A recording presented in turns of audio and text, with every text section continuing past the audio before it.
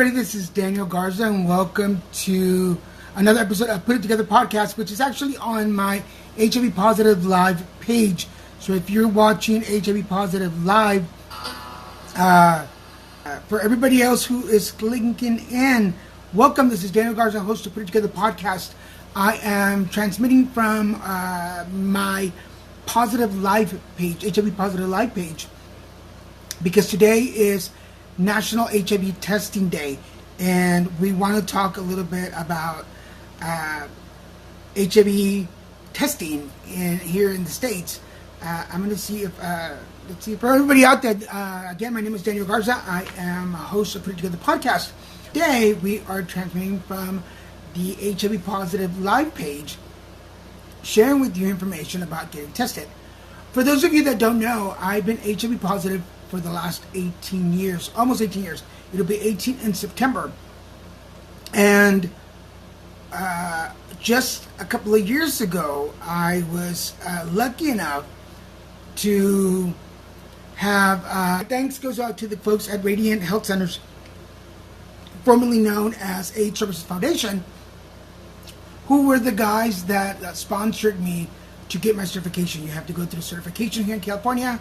For those of you that want to get certified or want information on how to get certified, I will post the link at the end so that you can find the information on where to go to get certified for HIV testing. It is if I remember correctly, a 5-day period, 8 hours every day, 4 or 5 days, I can't remember exactly. But what we did in the testing certification process, let me slow down a little bit. I don't know why I'm so anxious. What we did in the certification process was we went in one day, and it's pretty much taking notes, writing down information, finding out what it really means to be a certified tester and counselor. It kind of helped me in a way that I was already an educator. I've been an educator now for about 16 years, so I have a big background in HIV education. My advocacy is focused on education. So again, what helped me was I had an extensive resume when it came to education. That is my focus on my advocacy. I interviewed originally with Javier Salcedo, who was formerly with Radiant Health Centers, and that's how I got my certification. He recommended me, and I was able to get in. Again, the first day was a lot of writing, it was a lot of information, but we also started doing on the second day some mock counselings, and we would go through the testing process of how things were done. It was very intense, mostly because we had to follow step by step. There is a way to handle a testing. There is a way to handle the materials that you need, the swabs or the finger pricks to get the blood. Everything has to be step by step. There is universal precautions that need to be taken in order to be able to do it. So, on the last day of the testing classes, we had to mock test one of our partners. We would partner up with somebody, and again, you had to do everything step by step. So, yeah, there were a couple people that didn't make the testing. There were a couple people who could not pass the test. They did something wrong, and you only get 5 chances to do it correct. And if by the last chance you don't do it, then you don't pass the test. So I was fortunate enough to pass it. This was shortly after cancer was over. Who should get tested? And let's start with that. If you have been at risk, if you believe you have been exposed to any fluids, such as blood, vaginal fluids, anal fluids, cum, pre-cum, or breast milk, and anal fluids. Did I say the fluids? Yeah, so it's blood, vaginal fluids, anal fluids, cum, pre-cum, and breast milk. So there's 6. If you have been exposed to any of these 6 fluids, I would recommend you get tested. If you have been exposed to any of these fluids in the last 2 weeks, okay? So, say for instance, today marks 1 week since you've been exposed. You cannot get tested. You have to wait at least 2 weeks to get tested for HIV. When you go get tested at the 2-week mark, that will open up your window of opportunity. So, they will test either with a swab on your mouth or with the prick on your finger. This will give them an idea of the antibodies that are found in your system. So this will let them know if there's already antibodies in your system, HIV antibodies. It doesn't test for the virus, it tests for the antibodies. Okay? So that, again, that opens the window of opportunity. At 3 months, you need to go back and get tested again. By then, most people will have antibodies in their system. Most people, not everybody. So if the test comes back negative, that's not the end of the line. You have to return 3 months later. So the window goes from 2 weeks after you've been exposed to fluids to 6 months. Does that make sense? At 6 months, if you are positively, if you're positive, the results will come back. Now, what they'll do on the 3-month test is if it comes back positive, they'll send some blood. Derek says he can't get in, but he's watching. Derek, can you send a request to be on? Does it give you that option? If it can, I can bring you on. It just won't let me re-invite you. But I'm going to try here. No, I can't do it off on my computer. I have to do it from my phone. Can you try sending a request? See if that allows you. Or if I have, we want Derek to be on the show because but if somebody else is out there who is watching or listening and you're an HIV tester or you work in one of the agencies anywhere in the country, please send a request and I'll bring you on camera. So at the end of the 6 months, most definitely anybody who has been exposed or the person who's tested, if they've been exposed to one of the 6 fluids, you will come back positive. The test will come back positive. By then, you will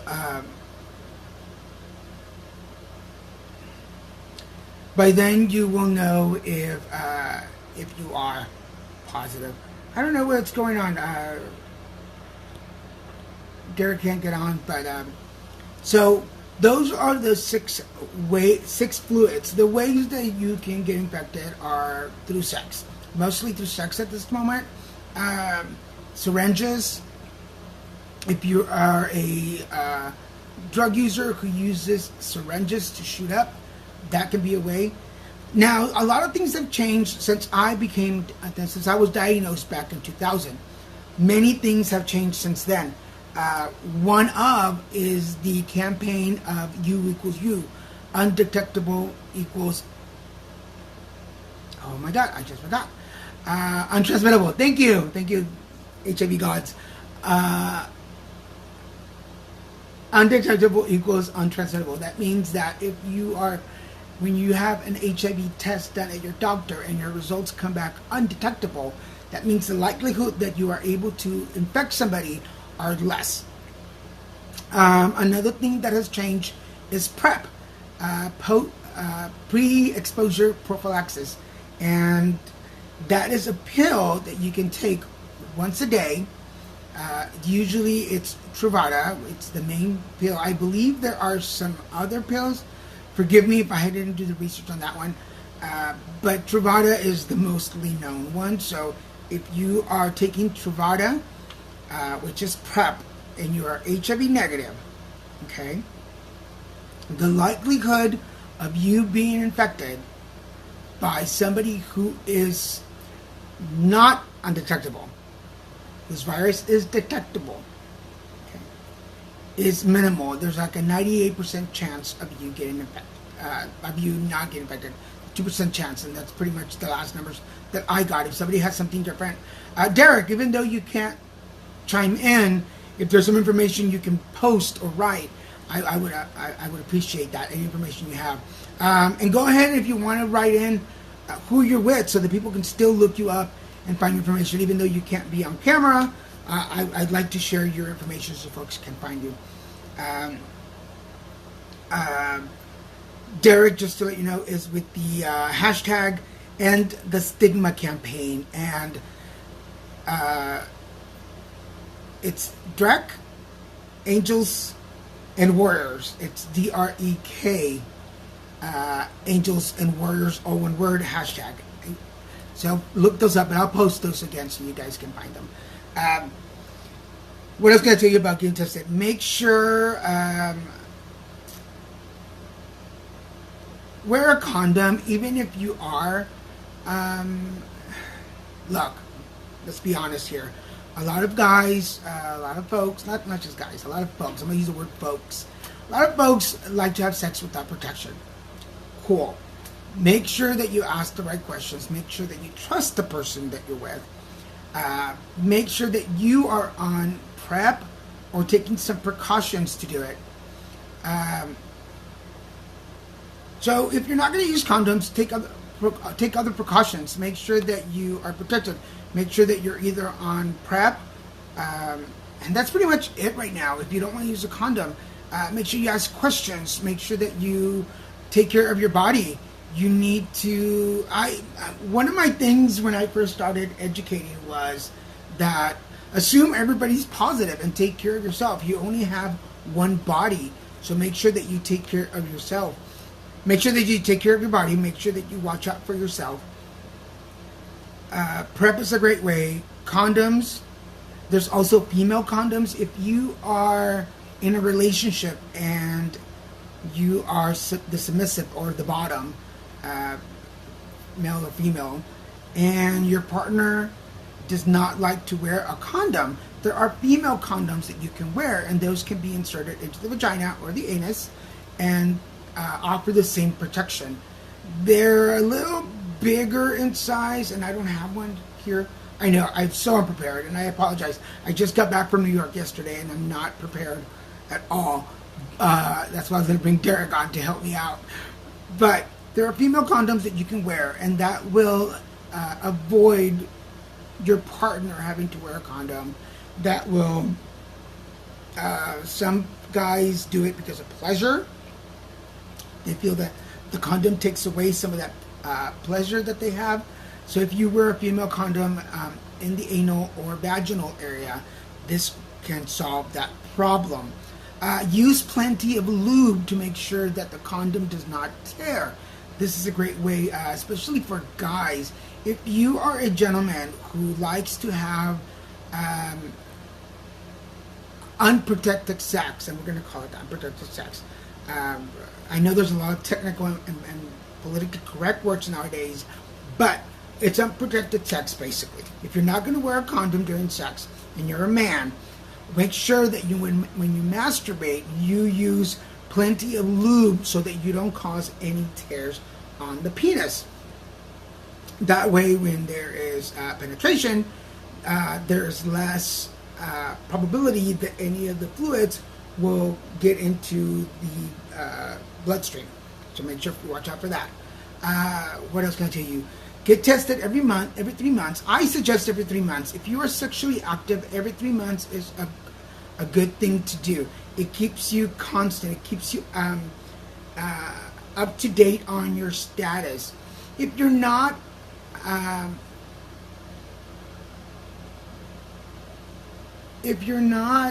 active, then you don't need to do every 3 months. If you can do it every 6 months, every year, depending on how sexually active you are, how often you get tested. That's what I would recommend. Speak to a counselor, speak to an advocate or an activist, speak to somebody who's positive. If you feel like you've been exposed to any fluids, okay? And after that experience, you start to develop any symptoms that resemble flu or cold. Go to your doctor and explain. But you definitely have to be aware. Get tested regularly if you're active. Uh, think of your encounters and think of the ways that you have been exposed. If you have been exposed um, to any fluids, and that should give you some idea of when and how you should get tested. That should also uh, develop a developed a relationship with your local testing site. Make sure that you are honest. Make sure that you are open with all your information. Everything you do, everything oral, anal, vaginal, uh, any risky behaviors, any fetishes that you might have, make sure that you speak to your tester about. They should become your confidants when it comes to sex, because then they'll know if you have been exposed or not. And that would make it easier when you return to get tested again, because now you have developed that relationship with your tester. That's a really something I tell a lot of people when they want to get tested, because now you don't have to tell your story every time. Be honest about using or not using protection. Be honest about the type of sex you're having. Be honest with the people you are having sex with, be it male, female, transgender. If the person that you're having is fluid, bisexual. There's a lot of factors that go into sex nowadays that weren't there when I was young. I'm 47 now. So you need to be aware that a lot of factors can play into your possibility of being infected or not. And then remember that although getting information that you are positive, it will play with your mind. It will stress out. It's a life-changing situation. But remember that it's not the end of the world. So it's very important for you to realize that a positive result is not life-ending. You can still live a healthy life. You see me, I'm almost 18 years HIV positive, and I am actually living one of the best times of my life. So just remember that it is life-changing. Yes, it will be stressful.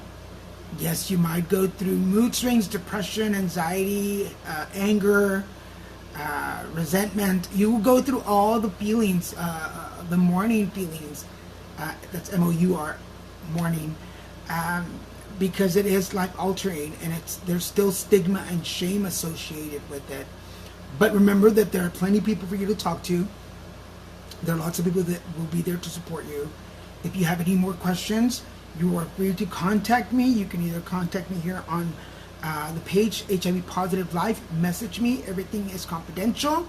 You can email me at danielggarza@hotmail.com, danielggarza@hotmail.com, all one word, and just put on there HIV Positive Life so I'll know where you saw this video, and I will reach out to you and we can talk. Whether you are positive or negative, whether you have gotten tested before or never, whether you just got tested and are stressing about it, or you are about to and you're stressing about it, let's talk. You don't have to go through this journey on your own. We leave. There he is. What's up? Hi, Derek. How you doing, sir? Took some time. Sorry about that. That's okay. At least we know it works. Yeah. So before we run completely out of time, I want you to tell folks where you are and about your campaigns. I am in South Georgia, and I've got the End the Stigma campaign, which is the main campaign, and then I've got D-Rex Angels and Warriors, which is like a street team, which when I'm not available, they're available to go to walks and events, and they're also at events with me. And they have wristbands and shirts. They've got stuff. You can find it all on my website, stuff Okay. like Well, that. And let's start with the testing process. Okay. Do you remember the time when you went to go get tested? I was tested in 2001, and it was blood, and it took 2 weeks to get the result, which now it's in minutes, and Right. no blood. So Um, it's yeah, because I was tested in 2000. Uh, can, for the folks that get tested now in 20 minutes, it's just such a simple test. But do you remember what you felt like having to wait for 2 weeks? it was just every emotion you can think of. It was going back and forth. There was a lot because surrounding me, I got it from a blood transfusion in '85 when I was a baby, but I didn't find out about it until I was 16. And at that point, the reason I was being run through so many medical tests was because I was 4 foot tall and 50 pounds. So the virus actually, I call it, I kind of got Peter Pan syndrome. I'm kind of trapped in the body of like a 15-year-old, even though I'm 33. Okay. But it So, caused spinal damage. I've got a curve in my spine. It didn't allow me to grow. My body was too busy fighting the virus that I didn't know that was there for 16 years. so I was in my 30s when I got tested. So I pretty much had lived a life. At 16 years old, what goes through your mind? Everything. I mean, it was a lot of questions because I've also got a heart problem. So I had been through multiple surgeries up to that point, multiple hospital stays. So it was, I'd been tested for that, I thought, because of seeing multiple doctors every year, having bronchitis, pneumonia. Looking back on it now and knowing everything I know about the virus, it was very clear it was there the entire time. What, if I can ask about your family, what was their reaction when they found out? Shock.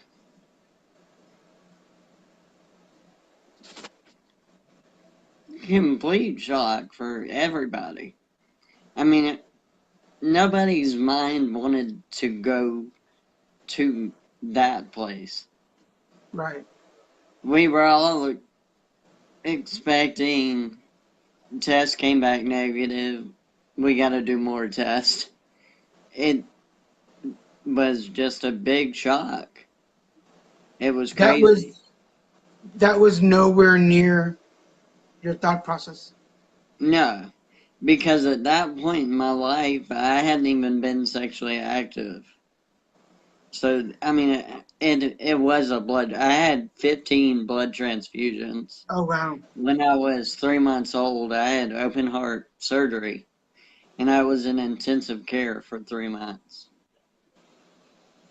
Um, Now you're in Georgia. Uh, is it a Yeah, pretty rural area or is it a pretty big city where you are? it's a tourist area, St. Okay. Simons Island, Georgia. Okay. Um, what is the? I guess this would be a two-part question. How open were you with the diagnosis, or when were you more comfortable with it, and what was the opinion of the people around you? When I was first diagnosed, it was kept kind of quiet because that's what family was told from doctors. And but it got out in the community pretty fast. And I would hear rumblings when I would go out with family and go to eat and different things like that. You would know when things are being mumbled around you. And then I became a DJ.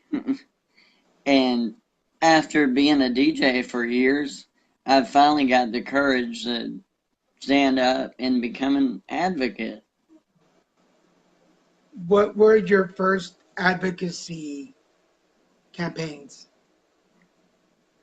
That in the stigma is what started everything, and that started with just some wristbands, and then it was going to events and walks, and I have the Angels and Warriors shirts at events were getting a lot of attention, especially the Angel shirts, because the back of it is angel wings. I'll send you a picture of it with a red ribbon in the middle. And how old were you when you started that campaign? 30. 30? All right. Yeah, I lived out my crazy 20s and wanted to do something bigger than me. How is the support in your community now? It's great. Everybody is extremely supportive. Last year we did a toy drive for the local hospital, and I raised $3,000 and over 300 toys for the local pediatric ward. And that was all done through the End the Stigma campaign and with the Angels and Warriors. And I had a hot rod Suburban with flame paint job and the Grinch. So people loved it. I took the Grinch all through the hospital handing out toys. Oh, that's And awesome. the Grinch actually got arrested in the hospital. We had a police escort. It was a huge big day. And everybody in the community just loved it because it wasn't a typical toy drive. Yeah. Just from years of DJing, I'm used to crazy events and wild events. So when I do something, I kind of go out of the box. And we're in the process of planning the second annual right now. Well, we'll make sure to stay on top of that and maybe get some toys donated out there for you guys. Can I ask some personal questions? Yes, that's fine. Social life, dating, how is all that? Social life's pretty good. Dating's a different story. Dating always kind of falls apart once a girl's friends find out about my status.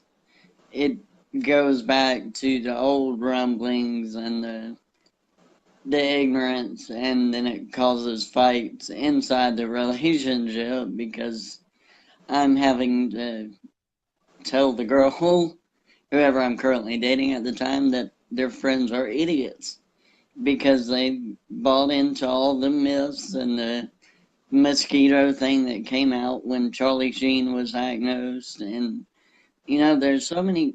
HIV and AIDS is the only disease that is joked about, and there's so many myths and so much just crap you've got to clarify before you can do anything. It's insane. Do you find yourself being an educator in every relationship Oh, that you begin? a lot. Every time. Even friendships. Yeah, yeah. I definitely have, after 18 years, have sat down and more than once, when I meet friends of friends, there has to be this education moment right in the middle Oh, of, yeah. Yeah, okay, I'm a well, what you're lot to doing. explain when people meet me. Yeah, but I find that that's just part of my life now. I've learned to not resent it so much as allow it to have its own entity. Does that make sense? Oh, yeah. I mean, yeah, I've had to put my ego aside a lot and have to become a teacher and just realize, like, people aren't saying mean things out of spite. It's just out of ignorance. Right. And becomes my job to correct that. And do you feel, this is my opinion, it's harder to fight ignorance than it is hate? Because hate, Oh yeah. you can turn around hate, but it's hard to turn off ignorance in people's head. Well, you can compartmentalize hate and put that in a box and say that's just, it is what it is. But ignorance can spread, and Yeah. it can spread rapidly. And if I'm not the one to stomp it out in the moment, it's going to continue. And Right. hate is the same way, but hate goes a different direction. Yeah. Ignorance is like a post on Facebook that just gets shared 100 times because somebody thought it was funny or cute or laughed at it, Yeah. Because I and it find was that just hate going sometimes viral. comes from fear. Um, Oh yeah, hate and is it's, definitely bred through fear. yeah, and then it's easier to walk somebody out of fear because they want information. They're gonna want it. Well, the way I always explained it was I'm in South Georgia, so guns are kind of like everybody's got one. I know guns are a big topic, but the way I would always explain it was I'm like a loaded gun that you know about. If you go out and date somebody else, you don't know.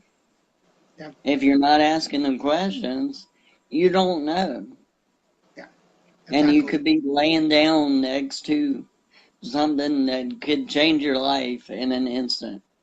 Yeah, that's why I always tell people right away, just so they know I'm Mexican. So just so they're not confused. Sorry, dumb joke, dumb joke. Um, I'm Portuguese, so we're good. I'm sorry, you were what? Portuguese. Oh, you're Portuguese. Okay, cool. Um, what um, what words of wisdom or what suggestions do you have for somebody who's scared to go get tested? And I understand the fear, but it's not okay to live in that fear. That fear will cripple you, and it can potentially kill you. Yeah. So yeah, it's a hurdle you've got to get over. It's an extremely big hurdle. I understand that, but there is support systems. I'm here, you're there. I mean, there's plenty of support waiting on the other side. So I always Um, encourage everybody, like, no matter the outcome of the test, that doesn't matter. It's your reaction after the test that matters. um, talking about depression, anxiety, stress. Um, does that affect you, and how do you deal with it? I actually have never gone to a therapist. Oh, Sadly, I've good. been told I need to go, but I just didn't have the time between cardiologists and immunologists and everything else. I just never made it down that hallway to go talk to somebody. And I created the character D-Rec that I kind of hide behind.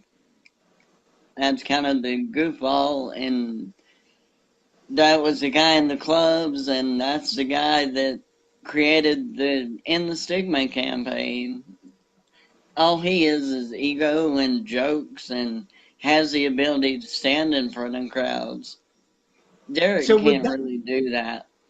so would that be one of your suggestions to people? Is we've got to create this superhero within us? Yeah, you gotta find your inner hero and let that become you.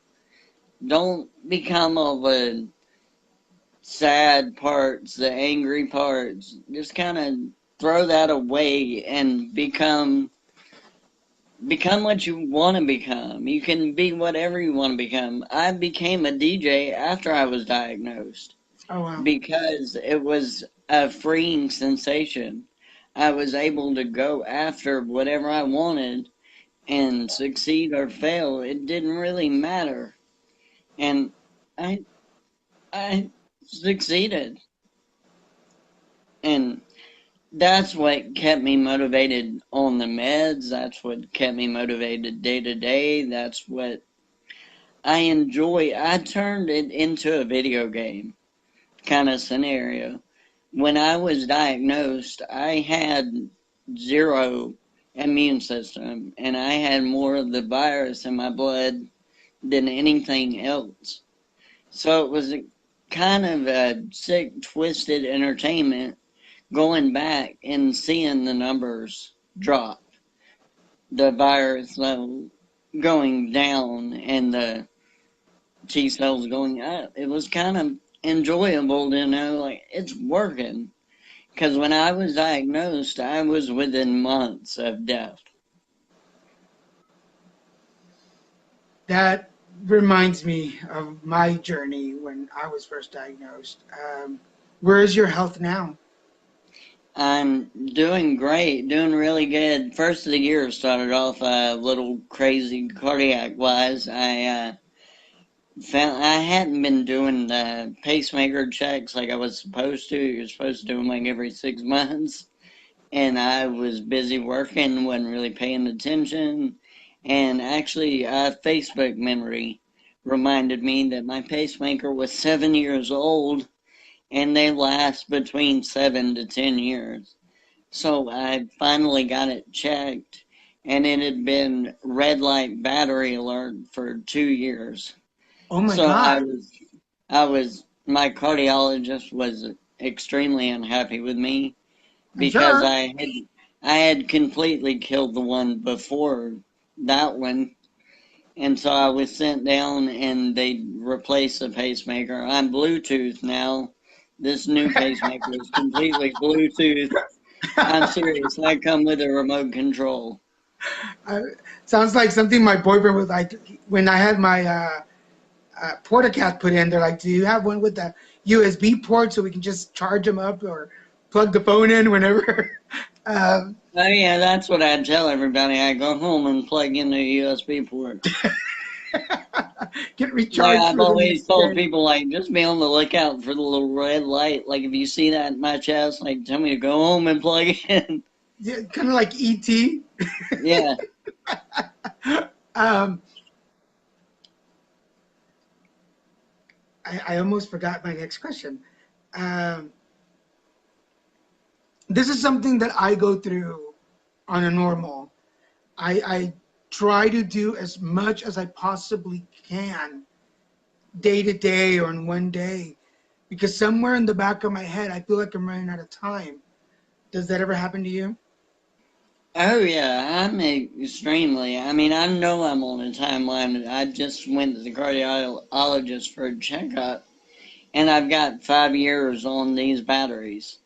So I've Wow. always like DREC is known at when I go to the doctor, they call me the Terminator because they've not like I've always come back. Like I've never missed an appointment. I'm always there. And I just wrote a book, and in the opening of my book, I write that this is a lesson in survival through laughter. And that's what it is. You got to be able to set goals and remember to laugh at yourself every day. Like I locked myself out of my own house 2 days ago because I was in a rush. I mean, life doesn't really change all that much when you're diagnosed. And social media will sometimes create that illusion, like your life just completely becomes something different when it really doesn't. We still have all the same day to day issues. I still wake up and have to deal with emails, and I have to deal with dumb people on Facebook. I mean, I have to every all the same everyday to day issues are still there. You just have one added difference, and that difference can make you a superhero. I Yeah. mean, it can make you anything. Yeah. You now have the ability to impact others' lives on a level you didn't have before. that you and I are in the same way of thinking. Um, if you could go back and give 15-year-old you a message, what would you say to him? Hang on, because it's going to be a really wild ride, but you're going to make it. Um, is there any lesson that you've learned about yourself in these last 16 years? I'm a lot stronger than I ever thought I could be. The last pacemaker they put in, my dad even was freaked out because they had me in surgery for 4 hours, and I got up and walked out of the hospital that day. I was an hour out of surgery. I sat up and they said, "You can go." And I walked out. He tried to hold me up and I pushed his hand away. I said, "I got it." And he said, "I Besides, never seen somebody do that." besides your heart and the back problems, anything else that has happened over the years?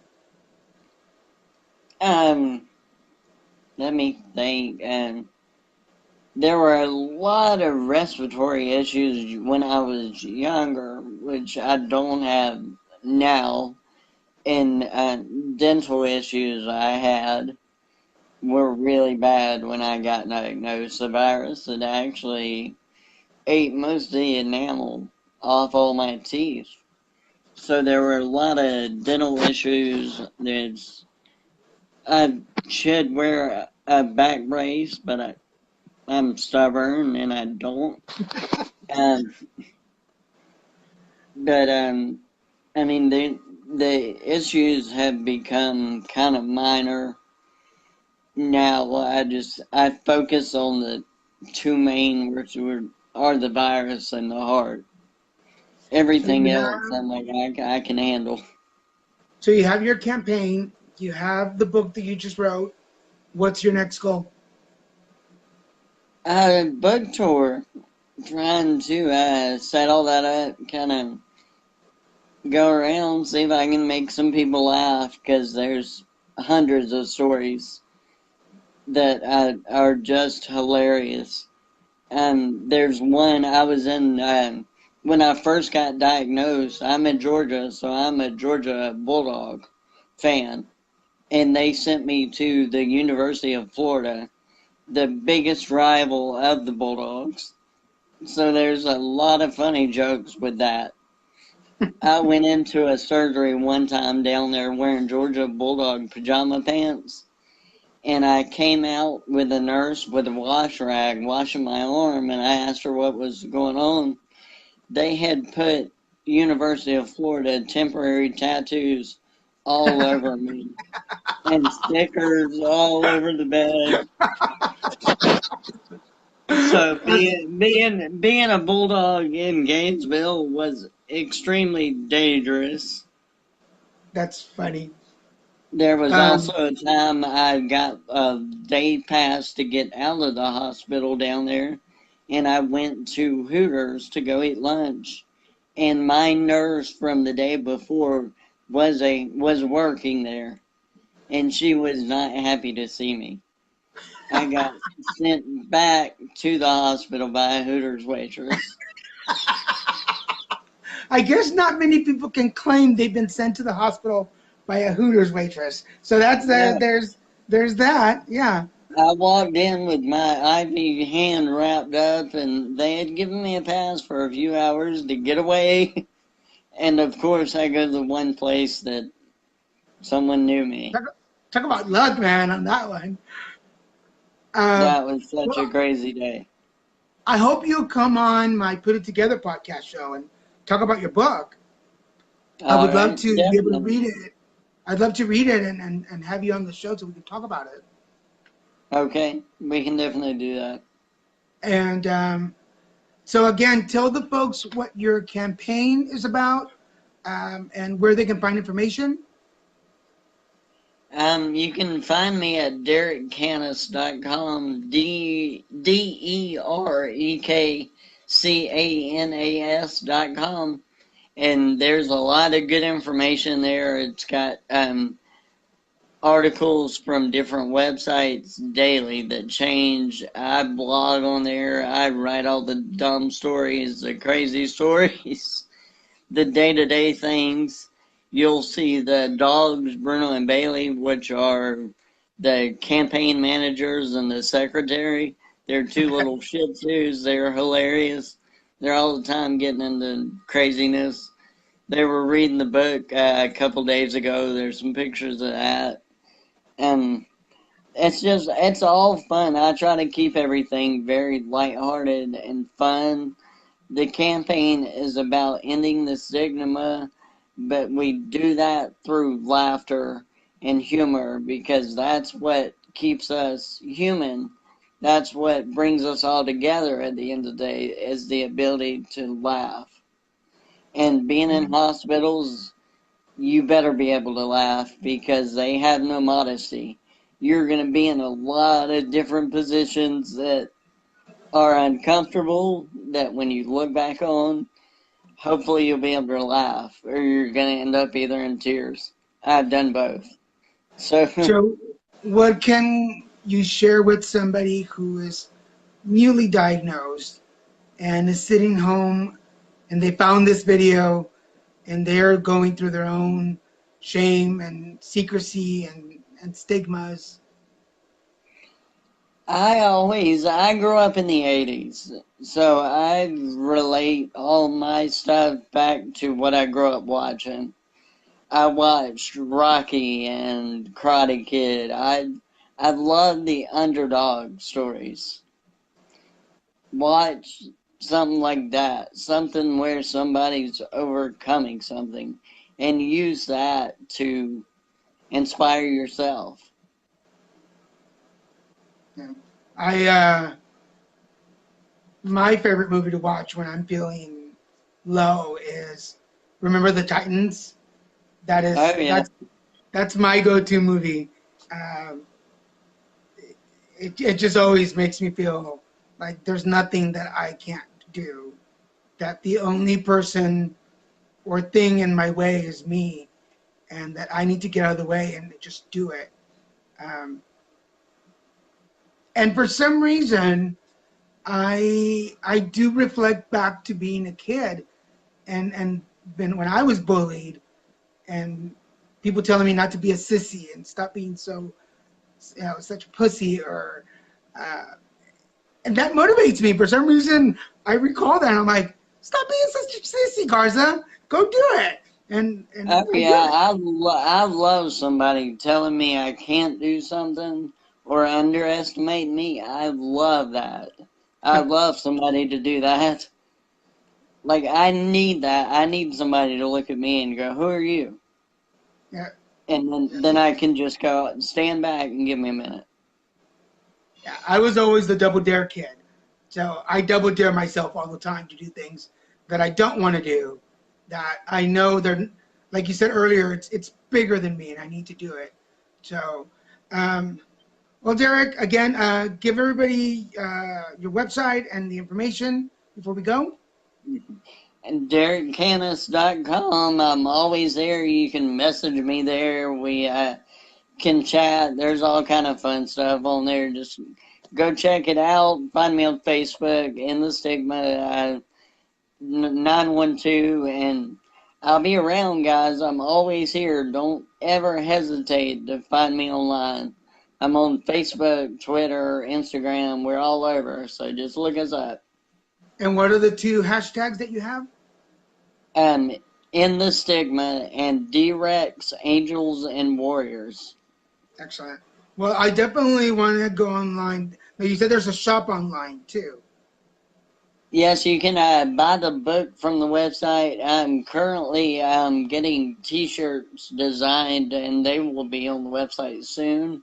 Cool. My distributor actually went out of business, so I'm having to redesign and get them back on there, but they will be back up on there soon, and you'll Well, be let able us to know as order soon the as they shirt. are. Let us. Oh, okay. Let us know as Yeah, soon as they are, so we this is can. one of the shirts. Nice. Once you have them back online, let us know so we can promote them. And I I want a definitely will. T-shirt. So I want a T-shirt.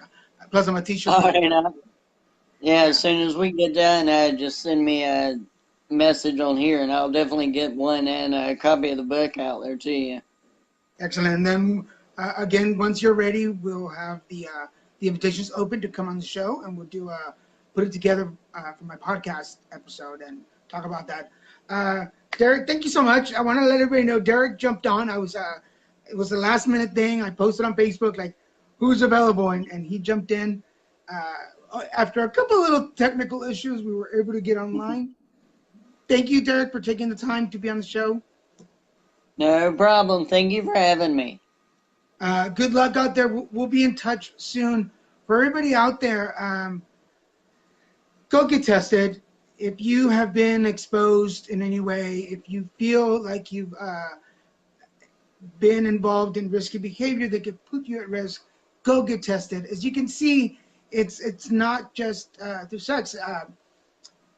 Nowadays, transfusions are a lot more careful, but if you've never ever been in an environment where you put yourself at risk, but you did have a transfusion early on before the tests were done, go get checked just for your own peace of mind. If you have any more questions on testing, on stigma, on overcoming shame, or you just want to chat about HIV, you can get in touch with me or Derek, whose information will be linked to this video. You can find us here on Facebook or on YouTube at Daniel G. Garza. Just look for my page there.